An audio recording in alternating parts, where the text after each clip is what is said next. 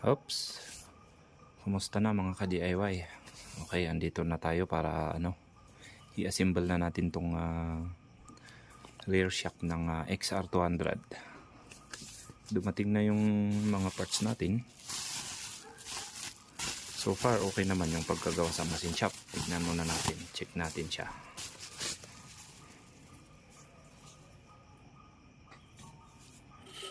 Ayan, no?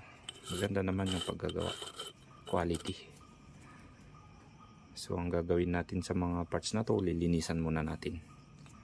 Tapos pinturahan na lang to bukas. Pagka medyo mainit na yung panahon para maganda yung kapit ng pintura. Okay guys, ayan. Lilinisan natin lahat ng mga pyesa, tsaka natin i-assemble. Palitan natin yung high pressure seal nya, yung oil seal nya. Okay, yan. Lilinisan natin lahat ng mga to bago natin i-assemble. Okay.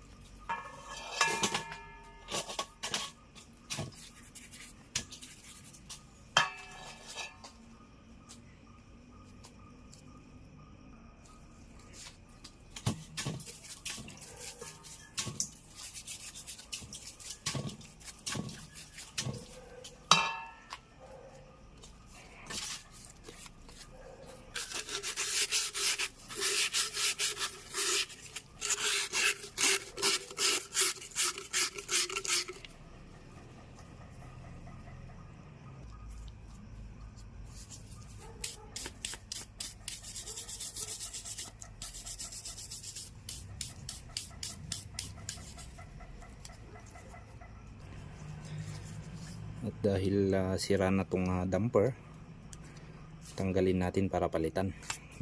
Meron tayong ipapalit. Yan, sira na eh.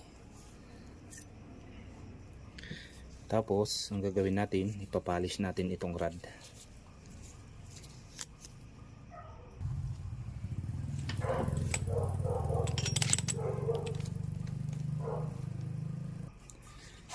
Tapos itong gagamitin natin na liha. Yan. Yan ang papapolish natin dun sa rod para matanggal yung mga gas-gas niya konti.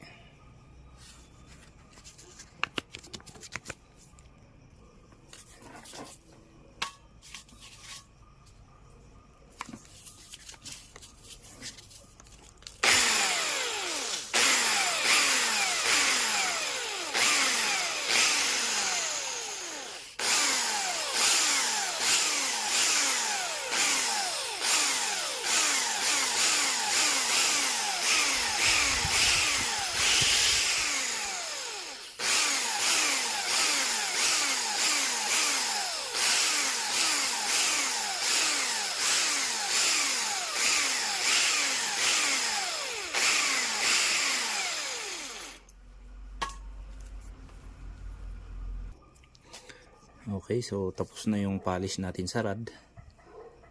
Okay, mukhang okay na siya, oh. Hindi lang mukha, talagang okay na. Malinis na siyang salatin. Yan.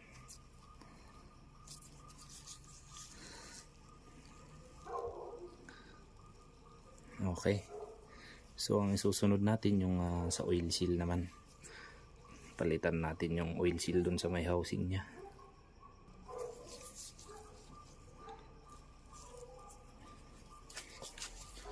Ito siya, oh. Tanggalin natin tong rubber para makita natin yung dapat nating palitan sa loob. Ito yung damper niya eh, rubber damper. Tapos yung pinaka oil seal nasa loob. Ito siya.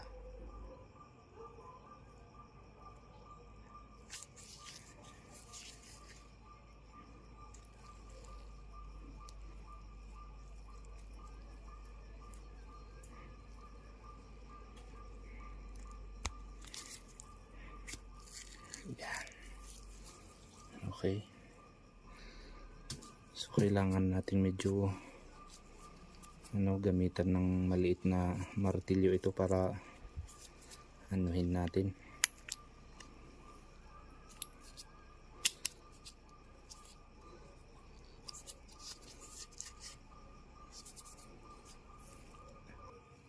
So ayan, ang gagawin natin, palabasin natin tong na to, gilid niya, para mapalabas natin tong washer tsaka yung oil seal sa loob. Okay.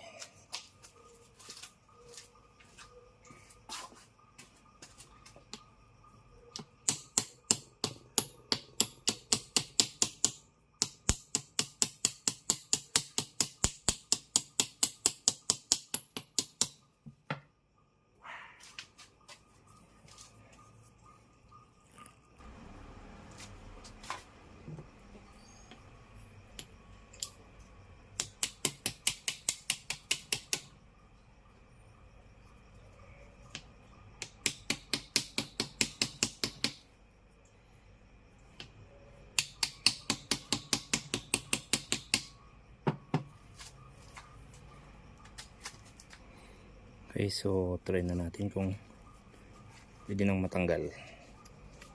Yun.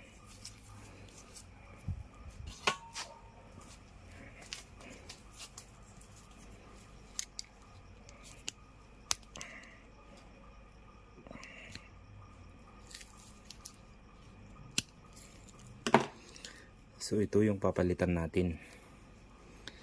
Ito ang humahawak sa sa buong pressure ng shocks tsaka yung oil. Parang rubber cup lang siya pero ibang klaseng rubber, parang rubberized plastic ang dating. Packing ang tawag nila. Yung ibang pinagtanungan ko, packing ang tawag daw nila dito, aka high pressure oil seal.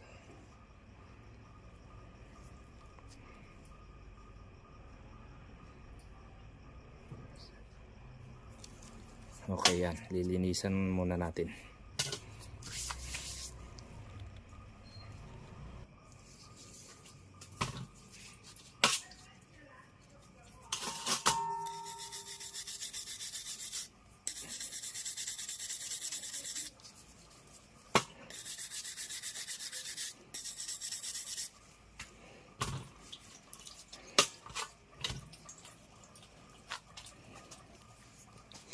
So ayan, nalinis na natin lahat ng mga piyesa. Gagawin lang natin babanlawan na natin lahat bago natin i-assemble.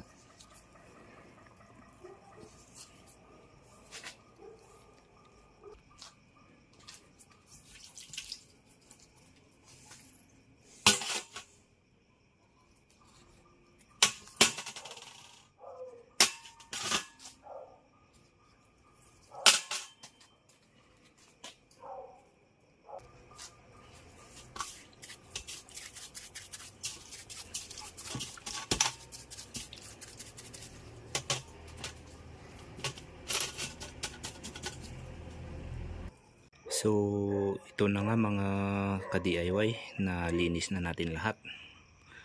So ang susunod natin gawin, i-assemble na natin para matapos na.